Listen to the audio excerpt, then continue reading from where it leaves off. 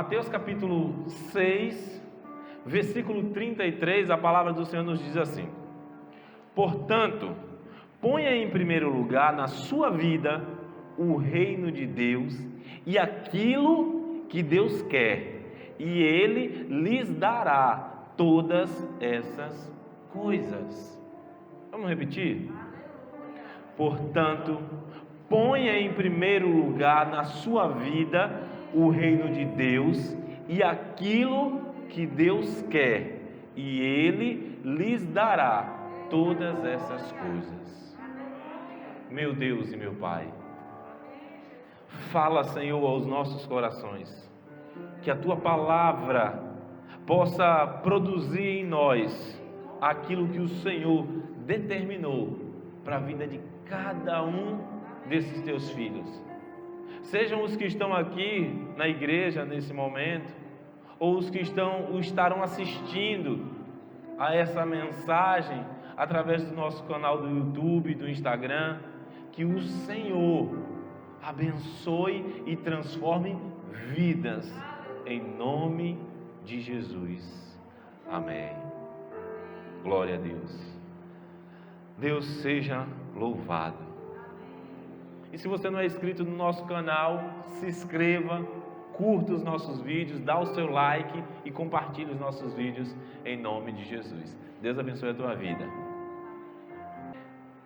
Sabe, eu vou falar de oração e eu anotei aqui o seguinte: a oração é a base da vida cristã. Uma vida cristã sem oração é qualquer coisa menos vida cristã. Porque o que é orar? É falar com Deus. Orar é se reportar àquele que é o autor e consumador da nossa fé.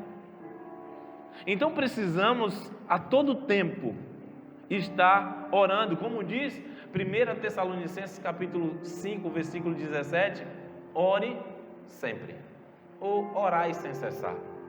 Precisamos estar continuamente diante do nosso Deus em oração, clamando a Ele, pedindo a Ele que Ele faça os milagres. E nessa noite de hoje eu quero detalhar 4 pontos que são fundamentais, que sempre estarão em nossas orações, coisas que estarão sempre em nossas orações. Em Mateus capítulo 21, no versículo 22, a palavra do Senhor nos diz, é o próprio Jesus dizendo: e tudo o que vocês pedirem em oração, crendo, vocês receberão. Precisamos estar diante de Deus, precisamos clamar ao Senhor, precisamos pedir a Ele, e Jesus nos garante que tudo aquilo que pedirmos, crendo, vamos receber. Orar é falar com Deus, como eu disse. E dentro da oração, 4 coisas eu quero destacar: petição, clamor, súplica e intercessão. São coisas que normalmente estão dentro da nossa oração. O salmista, no Salmo 119, no verso 170, que é um salmo bem curtinho, o Salmo 119, né? No verso 170 ele diz assim, ó: chegue a minha petição à tua presença, livre-me segundo a tua palavra. Petição, irmãos, são as coisas, os pedidos específicos que fazemos dentro da nossa oração. E quando eu estava pesquisando, estudando essa mensagem, eu coloquei lá um e aparece o termo jurídico, e dizia lá assim: petição é quando uma pessoa, ou quando um grupo de pessoas envia um documento assinado a uma autoridade requerendo alguma coisa. Então, eu e você, no momento que estamos orando, estamos enviando um pedido a uma autoridade, ao Rei dos Reis, ao Senhor dos Senhores, ao Deus Todo-Poderoso. Você se coloca diante dele para pedir algo. Na tua oração eu tenho certeza que não falta pedidos. Mas claro, pastor, na oração sempre terá pedidos. Mas você pode fazer uma oração só de adoração, de louvor. Você pode estar ali só para louvar a Deus e é uma oração. Mas quando você se coloca diante de Deus pedindo alguma coisa, você está fazendo as suas petições. Mas Tiago, no capítulo 4, no versículo 3, ele nos diz assim, olha, Tiago capítulo 4, versículo 3, ele nos diz: e quando pedem, não recebem porque os seus motivos são maus. Vocês pedem coisas a fim de usá-las para os seus próprios prazeres. A palavra do Senhor está nos dizendo que em muitos momentos a nossa oração não é atendida porque não sabemos pedir. Não sabemos nos colocar diante de Deus em oração. E eu costumo dizer sempre, precisamos conhecer ao Senhor. E é através da leitura, conhecendo a Bíblia, estudando a palavra, que vamos conhecer a Deus, os seus feitos, as suas obras, as suas promessas. Não há possibilidade de conhecer a Deus sem ler a Bíblia, sem ter conhecimento da Bíblia. Mas também não há possibilidade de ter com Ele intimidade sem oração. Não dá. E o que Tiago nos adverte, dizendo que a oração muitas vezes não é atendida porque não sabemos pedir, no momento em que conhecemos ao Senhor, conhecendo a Ele, saberemos a forma de nos dirigir a Ele. Saberemos como chegar até o Senhor em oração. A oração contínua, ou orar sem cessar, isso nos dará com Ele intimidade, proximidade. Você estará cada vez mais próximo do Senhor por conta da oração. E aí, no momento em que você se dirigir ao Senhor em oração, você saberá exatamente o que pedir, porque você tem com Ele intimidade. Outra forma, outro momento na nossa oração é o clamor. A nossa oração normalmente tem um clamor a Deus. E no livro de Lamentações, no capítulo 3, no versículo 56, Lamentações capítulo 3, versículo 56, o profeta ele diz assim: roguei que me escutasse e tu ouviste o meu grito, diz a minha versão. Eu anotei do lado da palavra grito a palavra clamor, e olha como ficaria essa minha versão, acrescentando a palavra clamor e tirando a palavra grito. Roguei que me escutasse e tu ouviste o meu clamor. Quando estamos diante de Deus em oração, em muitos momentos fazemos a Ele um clamor. O clamor, irmãos, é para algo específico, para algo que nós não podemos esperar muito. Clamamos a Deus porque Ele precisa atuar logo. Há poucos instantes aqui o pastor Nádio orou pela Cecília. Cecília foi para casa com Mara, com febre, desde o final da manhã que ela está assim, febril. É um clamor, para que Deus faça logo o milagre, para que Deus trate logo.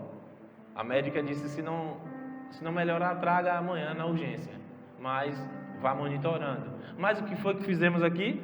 Um clamor, para que Deus faça logo. E nós temos um exemplo na Bíblia, muito claro, de alguém que precisou clamar a Deus, porque ele estava em uma situação difícil. Era ou Deus agia, ou ele morreria. Jonas, o profeta, capítulo 2, versículo 2. Olha a oração, olha o clamor desse homem. Ó Senhor meu Deus, na minha aflição clamei por socorro e tu me respondeste.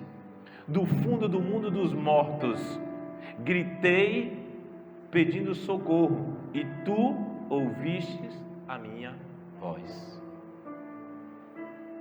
A palavra do Senhor nos diz que Deus chama Jonas e diz: olha, vá até Nínive e pregue para aquele povo. Eu quero resgatar aquele povo. O profeta Jonas, por seus motivos, disse: não vou não. Pegou uma embarcação e foi em outra direção. A Bíblia diz que em determinado momento da viagem, o mar se agita e ondas batiam de um lado do outro do barco. Aqueles homens que estavam ali estavam desesperados, sem saber o que estava acontecendo. Eles eram acostumados a passar naquela rota e nunca tinham visto uma tempestade daquela. E eles lançaram sorte e caiu sobre Jonas. E onde estava ele? Dormindo, deitado em berço esplêndido. Nem se preocupava, porque para ele não estava dizendo nada, ele estava tranquilo ali. Mas aqueles homens acordam ele e dizem: ei, rapaz, acorde, vai clamar ao teu Deus. Olha a situação que está acontecendo.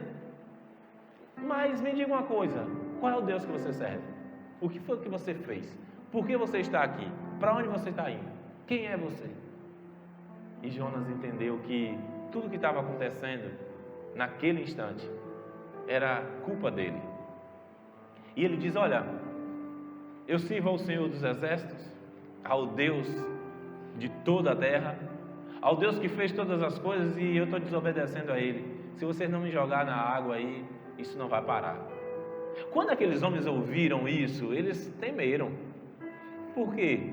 Se Deus estava fazendo aquilo com o mar, o que não faria com eles, porque jogou Jonas na água? E aqueles homens relutaram, seguraram, e os ventos aumentavam, a onda agitou mais aquela embarcação, e aqueles homens decidiram jogar Jonas na água. E a Bíblia diz que no momento em que eles fizeram isso, o mar se acalmou.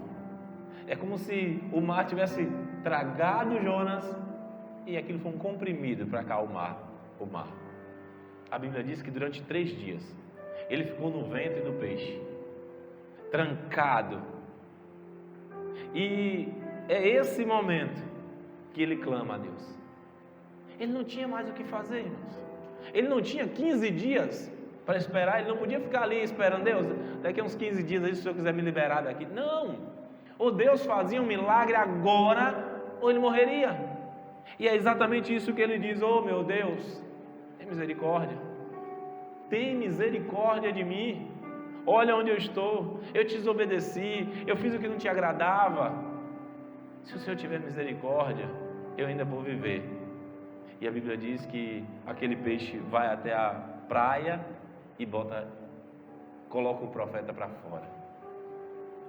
Sabe, na nossa vida, em muitos momentos, o que precisamos é clamar a Deus. A oração não dá para ser uma oração: oh Deus, em nome de Jesus, se daqui na próxima semana o Senhor resolva isso para mim. Não, a gente precisa disso hoje. É um momento, e isso é o clamor, e foi isso que Jonas fez, e é isso que precisamos fazer em muitos momentos de oração: clamar a Deus, pedindo: Deus, faz isso hoje para mim, resolve isso agora, Senhor. E Ele responde, e Ele atende o nosso clamor, e Ele ouve o nosso coração aflito, e assim como Ele fez com o seu servo, e lhe deu outra chance, Ele nos dará a oportunidade de vencer. A oração, irmãos, é uma arma poderosa de guerra. A oração é com ela que nós vamos vencer o que Paulo chama de hostes espirituais da maldade que atua nas regiões celestiais. Não é com arma humana que vamos vencer, é com os joelhos no chão, é prostrado diante de Deus, é dobrando o joelho e pedindo a Ele, e venceremos em nome de Jesus. Como diz a palavra do Senhor, o que pedirmos em oração crendo, vamos receber. Precisamos nos colocar diante de Deus. Mas eu disse ainda que a nossa oração tem súplica. E o que é a súplica dentro da oração? É aquele momento em que nós nos colocamos diante de Deus, entendendo que nós não somos nada. Nada. Nos colocamos diante do Senhor, nos humilhando diante dele, dizendo: Senhor, não é por mim, é pelo Senhor. Eu não tenho poder algum, força alguma. Todas as coisas estão em tuas mãos. E sabe, quando a gente se ajoelha, quando a gente se prostra diante do Senhor, parece que quanto mais a gente se dobra, quanto mais a gente se abaixa, a gente se sente humilhado ali. É só uma atitude corporal, uma expressão corporal que mostra a Deus que entendemos quem é Ele e quem somos. Quem somos? Nada. Nada. Mas Ele é todo poderoso. Ele pode todas as coisas. E é diante dele que nós nos colocamos suplicando. Filipenses capítulo 4, versículo 6 diz assim, não andem ansiosos de coisa alguma, em tudo, porém, sejam conhecidas diante de Deus as vossas petições, pela oração e pela súplica, em ação de graças. O que é que a palavra está nos dizendo? Que a nossa oração, a nossa súplica precisa ser conhecida por Deus. Como isso acontecerá? Se estivermos orando. Se suplicarmos ao Senhor, se clamarmos a Ele, pedindo pela sua misericórdia, sabendo que nós não somos nada, mas que Ele sim pode todas as coisas. Meu irmão, Deus vai ouvir o teu clamor. Deus vai ouvir aquilo que você está colocando diante dEle, porque você entende que tudo o que você consegue vem do Senhor, que tudo o que você já adquiriu até o dia de hoje e tudo que você ainda vai adquirir, você sabe que vem de Deus. Você se coloca diante dEle como alguém que não tem nada para oferecer, mas tem muito para receber. Se humilhe diante do Senhor, porque a palavra do Senhor nos diz que aquele que se humilha, esse será exaltado. Aquele que se coloca diante de Deus entendendo que não é nada, Deus lhe colocará como vencedor. Deus lhe colocará de pé depois que você estiver de joelho diante dele. É assim, de joelhos que venceremos. É de joelhos que homens e mulheres de Deus, durante toda a história da humanidade, venceram situações que pareciam impossíveis, venceram momentos difíceis em suas vidas, momentos de dor, de aflição, de angústia, de desespero. Foi de joelhos dobrados que esses homens e mulheres alcançaram vitória. É de joelhos dobrados que você vai alcançar a vitória que Deus tem para você.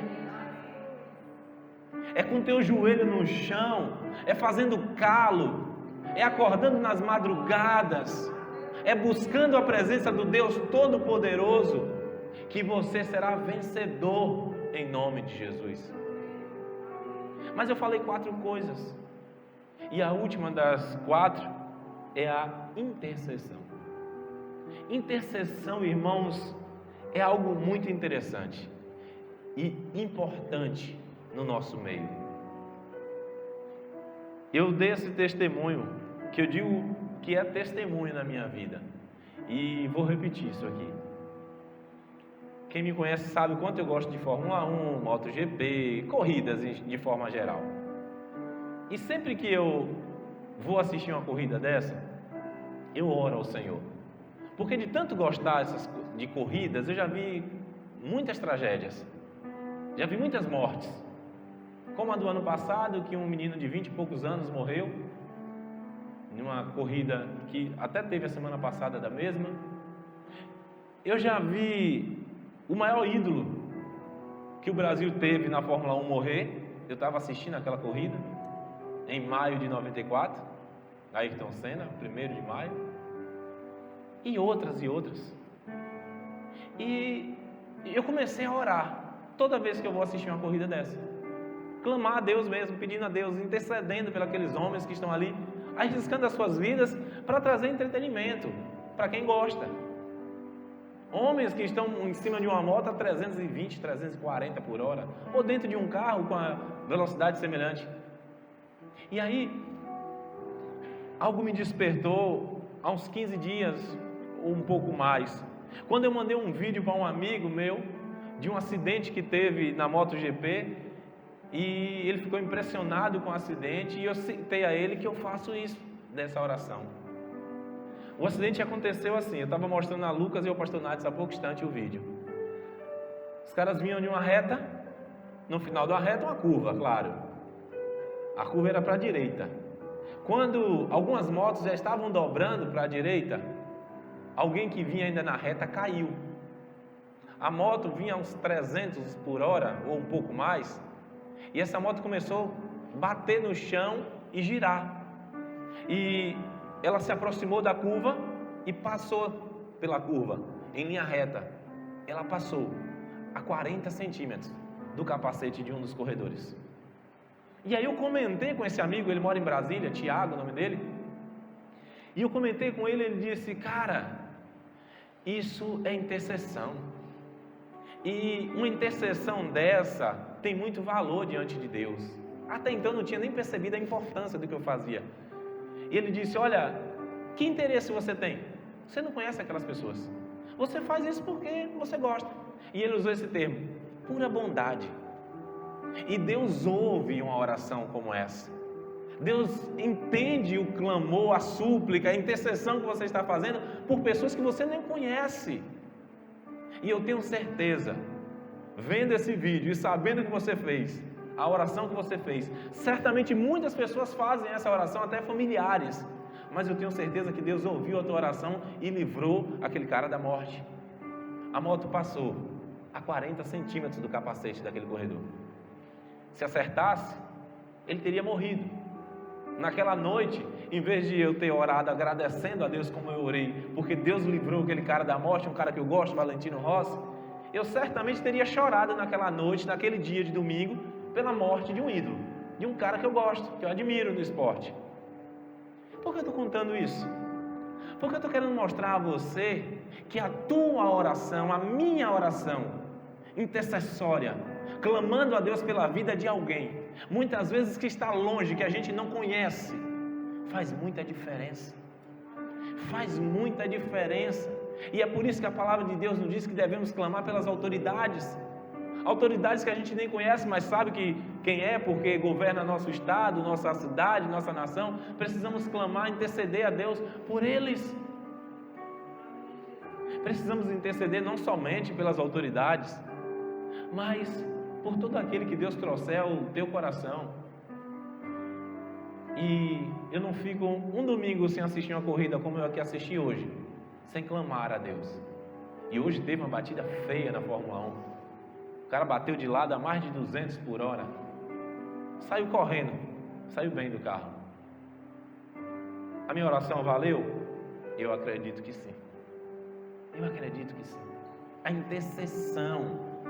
A Bíblia nos fala que quando um justo se coloca diante de Deus clamando, Ele ouve.